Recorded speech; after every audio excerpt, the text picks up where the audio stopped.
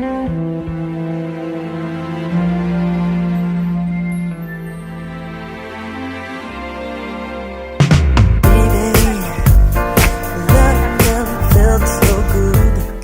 movimientos revolucionarios en Europa tuvieron resonancia en el continente americano. Así que la nación mexicana se gestó en un proceso de descolonización de independencia de España. En la Nueva España, la población criolla se relacionó entre sí para buscar su independencia y salieron con otros territorios de América que también eran colonias. Los criollos, que eran los españoles que poblaban América, se juntaron y tuvieron para tener algún trato posteriormente en las Cortes de Cádiz. Entre 1808 y 1826 alcanzan su independencia los territorios hoy conocidos como Colombia, Venezuela, Chile, Perú, Uruguay y Argentina. México alcanza su independencia el 24 de agosto de 1820 de los Tratados de Córdoba.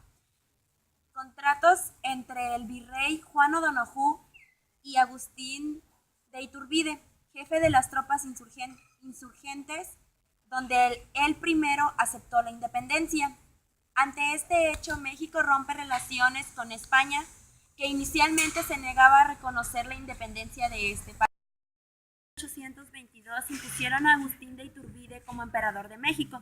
Los republicanos, apoyados por el sector mestizo, donde se encontraban Vicente Guerrero, Nicolás Bravo, Guadalupe Victoria, Antonio López de Santa Anna, entre otros, se negaron a aceptar a Iturbide. Redactaron la Constitución Republicana de 1824 y nombraron a Guadalupe Victoria primer presidente de México y a Nicolás Bravo vicepresidente de México. Lucas Alemán consiguió de España y Estados Unidos 32 millones de pesos, con lo que se pretendía sostener a la República Mexicana. La constante lucha entre centralistas y federalistas no se prolongó sino hasta 1855, dejando graves consecuencias entre las relaciones exteriores que México ya tenía. Con el afán de evitar más muertes y de seguir dañando al país, al mantenerlo en guerra, México estableció los siguientes tratados. Tratado de Amistad, Comercio y Navegación, firmado por Guadalupe Victoria y Manuel Eduardo de Gorostiza, el 8 de marzo de 1839, con el que se puso fin a la Guerra de los Pasteles. México se comprometió, entre otros puntos, a pagar 600,000 pesos por los daños causados a los inversionistas franceses y el pago puntual de los préstamos hechos a México a partir de esa fecha. El 30 de diciembre de 1853 se firmó el Tratado de la Mesilla. En ese tratado, México cede a Estados Unidos el territorio de la Mesilla, donde actualmente es Arizona y Nuevo México. En ese entonces era Sonora y Chihuahua. El propósito de este tratado era dar como límite fronterizo límites naturales.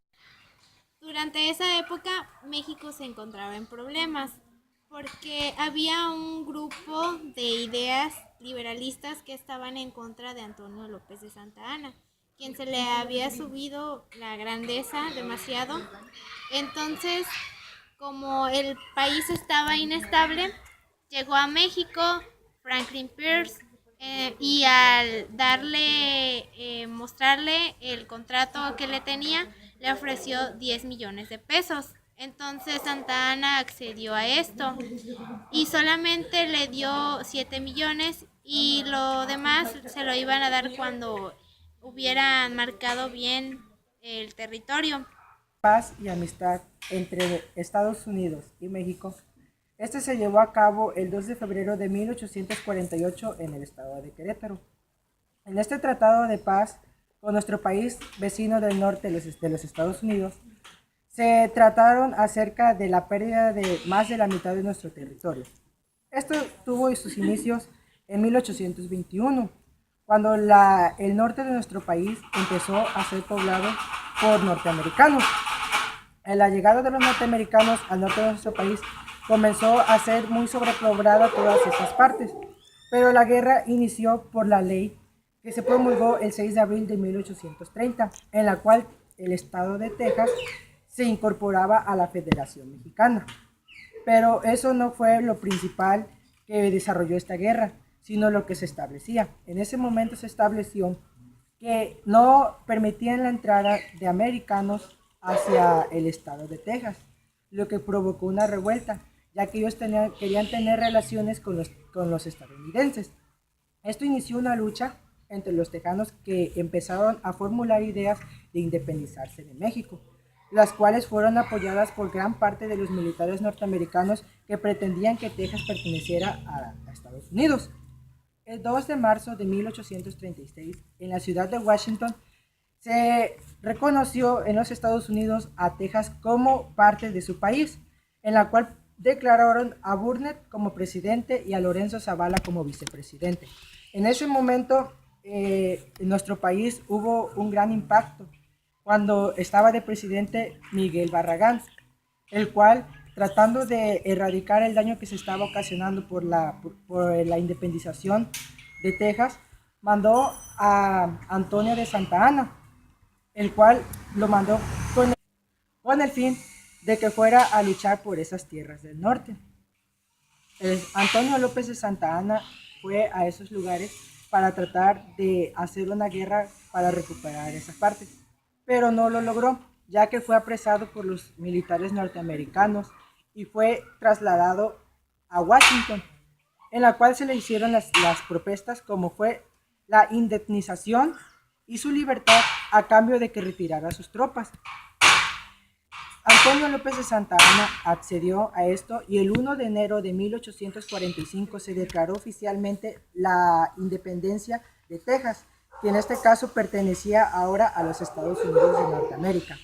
En ese tratado se le conoce comúnmente también como el de Guadalupe Hidalgo.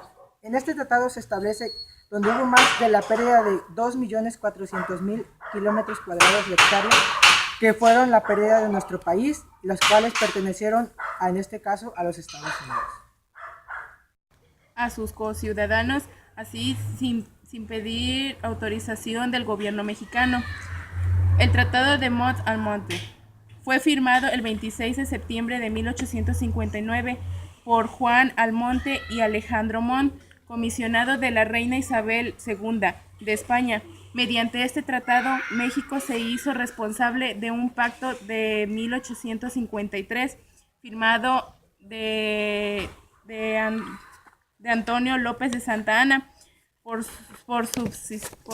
subsanar los daños causados por las guerras a España, y el tratado fue convenio por el gobierno conservador y los que con la firma de este ganaron el reconocimiento de España. Así, los conservadores eran apoyados por España y los liberales eran apoyados por Estados Unidos. Fue integrado al gobierno por menores cargos, entre ellos figuraron Porfirio Díaz, Vicente Rivas Palacio, luego Mariano Alumbrado, entre otros. A partir de 1867, el grupo de liberales pusieron en marcha una serie de reformas políticas, culturales, sociales y económicas, retomando el modelo estadounidense y que habían estado en el momento mismo de la independencia, y los primeros insurgentes habían simpatizado un gobierno basado en una república federal. Lipstick sticks and gone.